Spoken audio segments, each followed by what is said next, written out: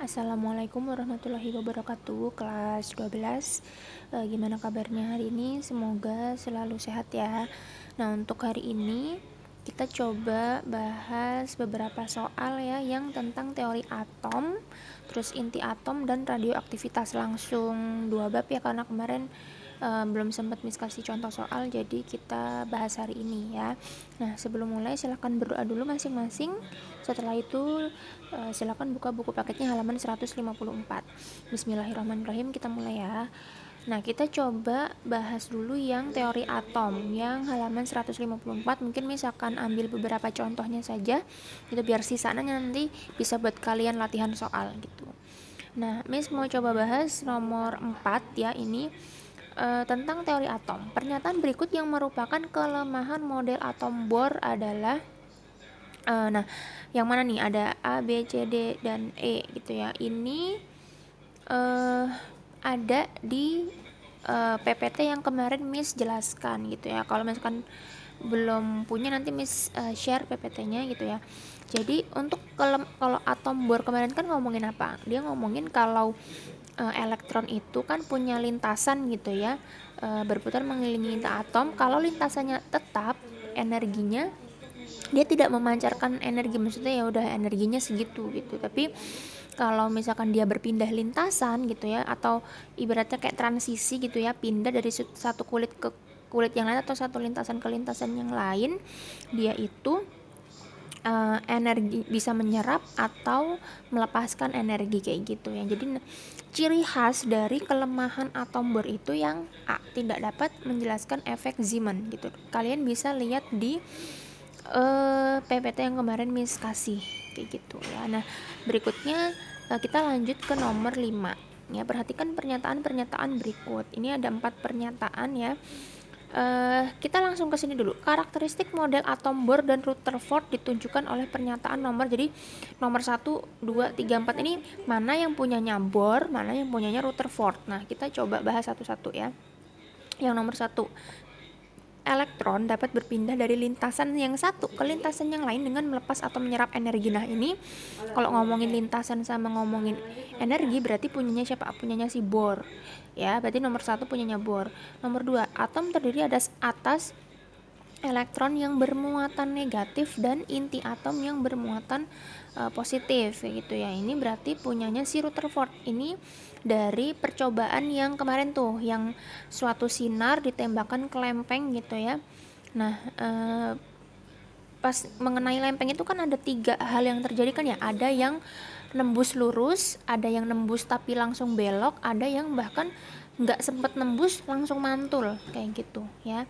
Itu menunjukkan bahwa ada yang bagian yang keras itu, yang kejal itu inti atom, ada yang bagian kosong kayak gitu. Nah, ini membuktikan bahwa elektron itu bermuatan negatif dan inti atomnya ada elektronnya bermuatan negatif dan ada bagian pejalnya inti atom yang bermuatan positif kayak gitu. Ini berarti punyanya Rutherford yang nomor 2. Yang nomor 3, elektron bertransisi ke orbit lain sambil memancarkan energi. Nah, ini kurang lebihnya mirip kayak poin nomor 1. Berarti ini punyanya Bohr. Kalau ngomongin transisi orbit atau lintasan atau kulit dan memancarkan energi. Yang berikutnya, elektron mengelilingi inti atom gitu ya. Jadi ini punyanya si Bohr maupun punyanya si Rutherford kayak gitu ya. Nah, ini pilihan jawabannya bentuknya adalah seperti ini, masang-masangin gitu ya. Model atom Bohr tuh punyanya punya si Bohr itu yang nomor berapa aja. Tadi yang sudah kita tandai nomor 1 dan nomor 3 punyanya Bohr, antara 1 dan 3. Berarti ini yang C sama yang D sudah pasti salah. Sekarang kita analisis yang punyanya Rutherford. Punyanya Rutherford itu antara nomor 2 dan nomor 4 kayak gitu ya. Oh ya, nih yang atom Bohr itu ini ya 3. Nih berarti punyanya Rutherford itu tuh yang nomor berapa tadi? Nomor 2 kayak gitu ya. Berarti atom Bohr yang 1, kemudian Rutherford yang nomor 2 kayak gitu. ya berarti kita bisa pilih jawabannya yang nomor A, yang pilihan yang A. Itu atom Bohr itu berpindah dari satu lintasan ke lintasan lain dengan melepas atau menyerap energi. Kalau punyanya si Rutherford itu yang atom terdiri atas elektron yang bermuatan negatif dan inti atom yang bermuatan positif, kayak gitu. Nah, berikutnya kita lanjut ke yang hitung-hitungan.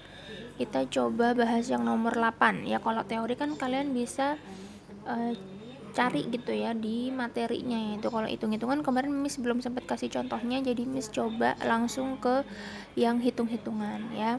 Kita coba nomor 8. Jika persamaan energi lintasan elektron tunggal dari sebuah atom hidrogen adalah En sama dengan 13,6 per 2 eV gitu ya. Sebuah elektron yang tereksitasi dari lintasan N1 ke N4, berarti ini masuk apa keluar kalau dari 1 ke 4? Berarti dia keluar kan, dia mengalami perubahan energi elektron sebesar berapa. Nah, ini kita bisa pakai rumus yang kemarin tuh yang mencari energi, perubahan energi gitu. Karena dia dari dalam keluar, dia mau keluar nih, dia butuh energi, berarti dia justru menyerap energi kayak gitu ya. Nah, berapa tuh energinya? Coba kita hitung ya. Nah, di soalnya tadi elektronnya itu tereksitasi dari lintasan, misalkan dari kulit yang awal itu satu dan menjadi kulit yang terakhir gitu ya, misalkan N0 atau NT gitu ya, N awalnya satu, N terakhirnya kulit yang keempat kayak gitu. Nah, ini diketahui kan gitu, berarti yang ditanya adalah perubahan energinya gitu. Kalau kita ingat rumus yang kemarin itu mencari perubahan energinya itu 13,6 eV ya, 1/1 per N yang akhir dikuadratkan 1/n yang awal dikuadratkan. Ya berarti 13,6 eV ini 1/4 kuadrat dikurangi 1/1 kuadrat kayak gitu ya. Berarti tinggal dihitung 13,6 eV 1/16 dikurangi, ini kan 1/1. Nah, ini tinggal disamakan penyebutnya aja. 13,6 eV berarti 1/16 dikurangi, ini kan berarti 16/16 ya. Kayak gitu. Berarti ini 13,6 eV, berarti ini min 15/16. Ini boleh kalian hitung supaya lebih mudah pakai kalkulator nggak apa-apa. 13,6 dikali 15 ya, kemudian dibagi 16 kayak gitu. Hasilnya adalah 12,75 eV gitu. Berarti jawabannya yang A. Ini tanda minusnya artinya dia karena dia keluar ya, artinya berarti dia butuh energi 15, butuh energi 12,75 eV kayak gitu ya, kurang lebihnya kayak gitu. Nah, berikutnya kita coba bahas yang nomor 9. Ini masih yang teori atom ya, ngomongin energi. Untuk memindahkan elektron dalam sebuah atom hidrogen yang bergerak pada lintasan kelima, kita ditanya nih, energi pas dia ada di lintasan kelima diperlukan energi sebesar berapa kayak gitu. Berarti tinggal itu aja pakai rumus yang tadi gitu. Kalau tadi kan pindah dari kulit ke berapa sama ke berapa, kalau ini ditanya pada lintasan tertentu aja, berarti pada lintasan yang kelima gitu. Berarti kita bisa pakai nomor 9 ya, bisa pakai langsung 13,6 eV per N kuadrat. Nah, karena di lintasan yang kelima kita bisa langsung pakai 5 kuadrat, berarti 13,6 bagi 25 sini eV. Nah, 13,6 dibagi 25 itu kurang lebih nilainya 0,544 eV. Nah, kalau ngikutin di kunci di pilihan jawabannya, kita bisa melakukan pendekatan, kita pilih jawaban yang C kayak gitu ya. Nah, untuk yang soal teori atom kan emang cuman itu ya, cuman teori perbedaan teori atom antar tokohnya dan ngitung besar energi pada lintasan tertentu atau ketika pindah lintasan gitu kan. Nah, kita abis ini langsung lanjut ke yang contoh soal untuk materi yang berikutnya, yaitu tentang inti atom dan radioaktivitas kayak gitu ya. Nah, coba kita buka kembali buku paketnya. Kita coba bahas mulai yang nomor 22 mungkin ya gitu. Ini diketahui massa inti adalah ini 14N7 itu 14,0075 SMA. Diketahui massa protonnya sekian, massa neutronnya sekian gitu ya, besar defek massa. Nah, ini mencari defek massa gitu ya. Ini A B C D E ya, ini ada D lagi nih, abaikan saja gitu ya. Ingat nggak kemarin mencari defek massa itu seperti apa ya gitu ya.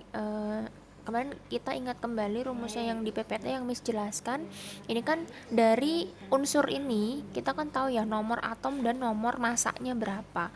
Ini massa intinya, protonnya diketahui, massa proton diketahui, massa neutronnya diketahui. Kita bisa tahu nih dari sini protonnya berapa, neutronnya berapa. Dan ini satuannya kan masih SMA, pilihan jawabannya juga masih SMA, berarti tidak perlu dikali 931 MeV gitu. Nah, gimana caranya? Coba kita pindah ke coret-coretan ya. Nah, kemarin kalau kita ingat, ini tadi soal nomor 22 ya, mencari defek massa itu kemarin lambangnya delta M. Itu rumusnya apa? Yaitu ini ya, si proton dikali massa proton, gampangnya gitu. Kemudian ditambah neutron dikali massa neutron, baru dikurangi oleh si massa inti gitu ya, rumusnya yang ini. Oke. Nah, di situ di soalnya diketahui unsurnya itu di sini N, di sini 14 dan 7 kayak gitu ya. Berarti kan ini kalau kita kemarin ingat bentuknya kan gini ya, X di sini A, di sini Z gitu ya. Z itu adalah apa?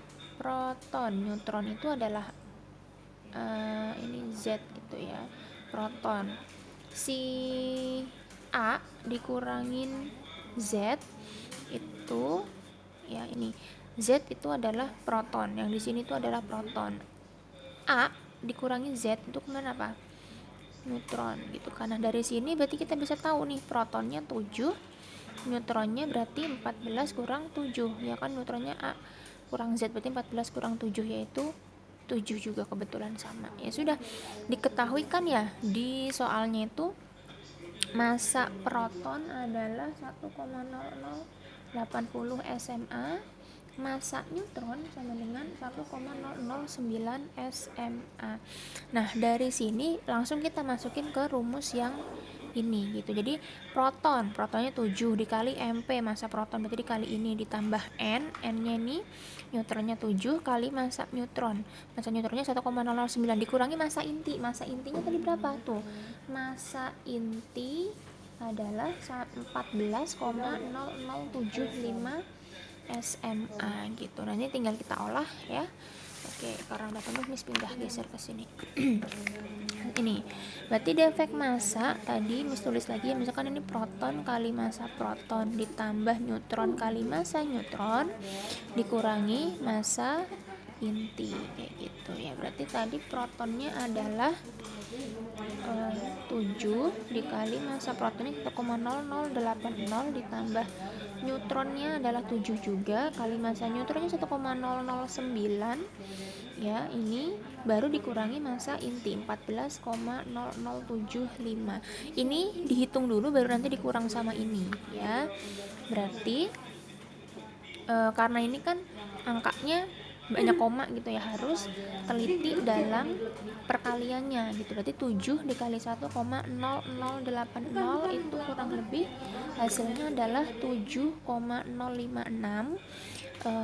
ditambah ini ya, berarti apa tuh, 7 dikali 1,009 gitu ya, kurang lebih hasilnya 7,063 ya, baru dikurangi massa intinya 14,0075. Nah, ini kita jumlahin nih tadi 7,056 tambah 7,063 gitu gitu ya. Berarti hasilnya kurang lebih 14,119, berarti tinggal dikurang 14,0075 gitu ya. Berarti kurang lebih hasilnya adalah 0,1115 SMA kayak gitu ya. Coba kalau memang ada salah-salah hitung gitu ya, nggak apa-apa di benerin lagi hasilnya gitu ya. Tapi kurang lebih caranya seperti ini kayak gitu ya. Semoga bisa dipahami karena ini gampang ya, cuman proton kali massa proton tambah neutron kali massa neutron dikurangi massa inti. Kalau misalkan tadi diketahui unsurnya gitu ya, kita tinggal nentuin mana yang proton mana yang neutron. Proton itu yang Z, neutron itu yang A dikurang Z kayak gitu. Massa inti tuh ya ini yang diketahuinya, ini berapa kayak gitu kurang lebihnya gitu. Ini kalau masih dalam SMA. Kalau misalkan yang ditanya dalam MEV gimana? Nanti di sini pas udah dapat ini tinggal dikali 931 MEV. Contohnya seperti apa? Contohnya seperti yang nomor berapa nih kira-kira? Ada nggak ya? Coba kita bahas nomor 23.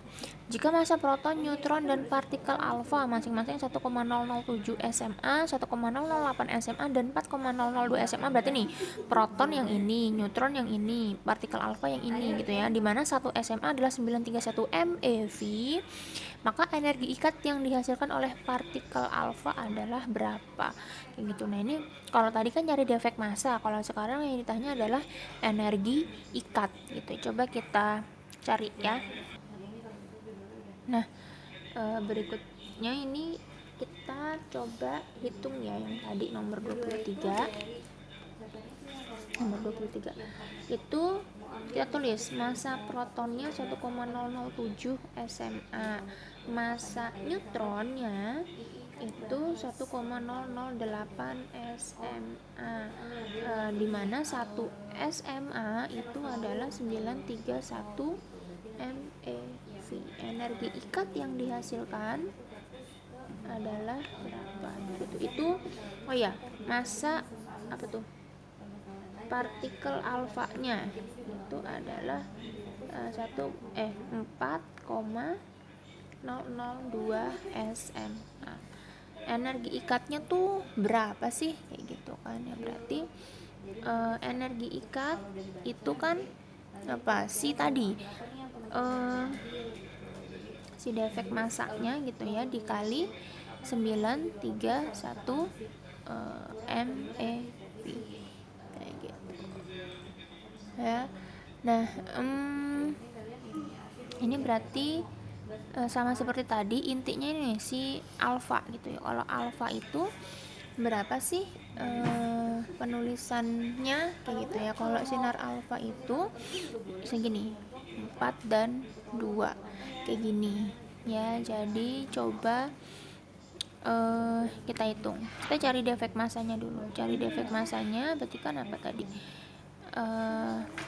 P kali MP ditambah N kali Mn dikurangi massa inti. Nah, kita hitung ini dulu kan.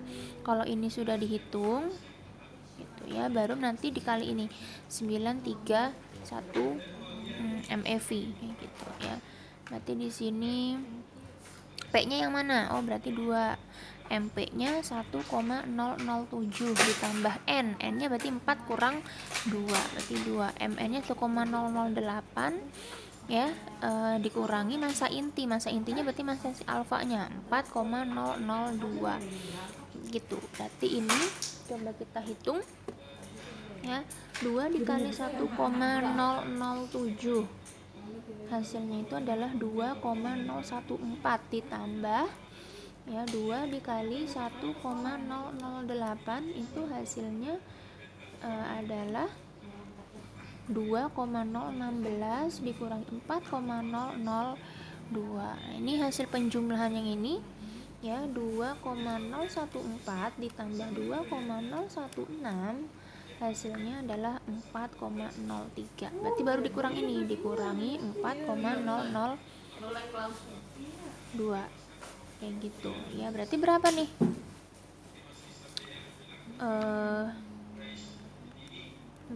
4,03 tadi dikurangi 4,002, hasilnya itu 0,028. Ini baru defek masanya, sementara energinya kan ini, berarti energi ikatnya sama dengan delta M nya 0,028 dikali 931 MeV. Nah, kira-kira berapa nih?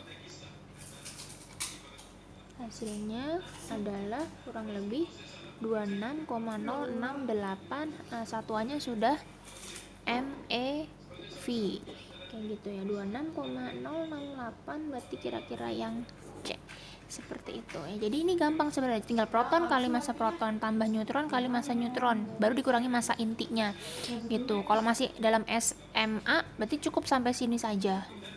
Kalau ditanya dalam MeV, energinya tinggal dikali 931 MeV kayak gitu ya. Jadi semoga bisa dipahami ya untuk yang mencari defek massa dan energi ikat ini begitu. Nah, untuk berikutnya kita coba bahas lagi ini yang nomor 27 nih, yang kayak gini ya. Perhatikan reaksi berikut. Ini ada 14N7 tambah alfa ya menjadi X tambah 1H1 tambah E gitu ya. Pada persamaan reaksi tersebut si X ini adalah siapa? Si X ini siapa? Berarti kita tuliskan dulu ya. Miss pindah kertas dulu di sini. Ya, tadi soalnya bentuknya adalah N 14,7 ditambah alfa menjadi X ditambah 1H1 dan ada energinya gitu ya. Nah, kita mau cari tahu nih X-nya itu siapa gitu. Berarti kita tulis di sini N 14,7 ditambah, kalau alfa tadi berapa? 4 dan 2 ya kan, berarti ini X ditambah 1H1 kayak gitu ya. Berarti ya udah tinggal kita jumlahin aja nih yang atas, 14 sama, anggap aja ini misalkan si A gitu ya, A 14 sama 4 itu kan 18, 7 sama 2 kan 9 gitu ya, menjadi nih di sini H1 sama 1, berarti di sini X ini angka di sini sama di sini berapa, supaya ketika dijumlahkan hasilnya sama kayak yang di sini. Oh, ini 1 berarti di sini 17 ya kan, 17 tambah 1 kan nanti 18 di sini. Di sininya berapa? Oh, ini 9, ini baru 1 berarti di sininya 8 ya kan, 8 sama 1 kan 9. Ini hasilnya udah sama kan ya. Nah, ini energinya mah nggak usah dibawa kayak gitu, ininya aja, unsur-unsurnya saja. Berarti ini si 17 dan 8 gitu. Nah, kita lihat lagi ya, 17 sama 8 ya. Nah, kita lihat pilihan jawabannya. Yang angkanya 17 sama 8 yang mana? Oh, yang D gitu ya. Berarti ini tuh 17, oh 8, berarti jawabannya yang D gitu. Nah, cukup mudah ya. Kayak gitu. Semoga bisa dipahami tadi mencari defek massa, energi ikat, dan mencari ini unsurnya gitu. Nah, mungkin berikutnya kita coba cari yang waktu paruh kali ya. Kita coba mencari waktu paruh. Nah, berikutnya ini waktu paruh itu nomor 24 ya. Pada tanggal 1 April 2015 terdapat 2 gram zat radioaktif. Berarti mula-mulanya tuh banyak radioaktif, mula-mulanya ada 2 gram. Waktu paruhnya itu 1 minggu ya. Zat tersebut akan tersisa 1/16-nya pada tanggal berapa gitu. Berarti kita cari waktu peluruhannya kayak gitu ya. Nah, kita pindahkan dulu ke sini ya, itu nomor 24 tadi ya. Nomor 24 itu berarti N0, N mula-mulanya 2 gram. Kemudian waktu paruh berarti T setengahnya sama dengan 1 minggu. Akan tersisa berarti NT, N sisanya 1/16 dari mula-mula, 1/16-nya dari 2 gitu kan, 1/16 dari mula-mula gitu kan, berarti ini 1/8-nya gitu ya. Atau boleh kalau misalkan mau ditulis jadi ini kan berarti tetap NO gitu kan, berarti ini uh, si NT-nya adalah 1/16 dari NO gitu. Boleh ditulis seperti ini supaya ngurangin angka gitu ya, pakai variabel gitu. Jadi ini kan yang diketahui gitu ya. Berarti yang ditanya tuh apa sih, Miss? Yang ditanya adalah pada tanggal berapa nyisa 1/16, berarti kita harus nyari waktu peluruhannya, T-nya dulu. Dari waktu peluruhan nanti kita hitung sesuai dari tanggal 1 April itu. Kayak gitu nanti berapa dapatnya kayak gitu. Nah, kita ingat bahwa rumus untuk peluruhan itu adalah, ingat gak kemarin tuh yang di PPT ada, yang di buku kalian juga ada gitu ya. Itu rumusnya itu NT sama dengan N0 dikali setengah pangkat N kan di sini ya gitu. N kecilnya tuh bisa dijabarin lagi jadi T per T setengah waktu peluruhan per waktu paruhnya gitu. Nah, ini NT-nya tuh siapa? NT-nya tadi kan 1/16-nya mula-mulanya gitu ya, atau boleh misalkan kita tulis sebagai 1/16-nya NO gitu ya. NO-nya siapa? Tetap tulis NO, atau mau diganti nanti pakai angka boleh. Ini T kan yang dicari, T waktu paruhnya 1 minggu, kita pakai minggunya aja nggak apa-apa gitu ya. Berarti kan ini NO bisa dicoret, NO bisa dicoret gitu ya. Berarti tinggal 1/16 sama dengan setengah pangkat T per 1 gitu ya, karena 1 minggu ini masih dalam minggu ya, nanti kita ubah jadi hari. Nah, berarti kan 1/16 sama dengan setengah pangkat T gitu. Nah, 1/16 ini kita ubah jadi 1/2 pangkat berapa sih? Kan 1 pangkat berapapun pasti 1 gitu ya. Nah, 2 pangkat berapa nih yang hasilnya 16?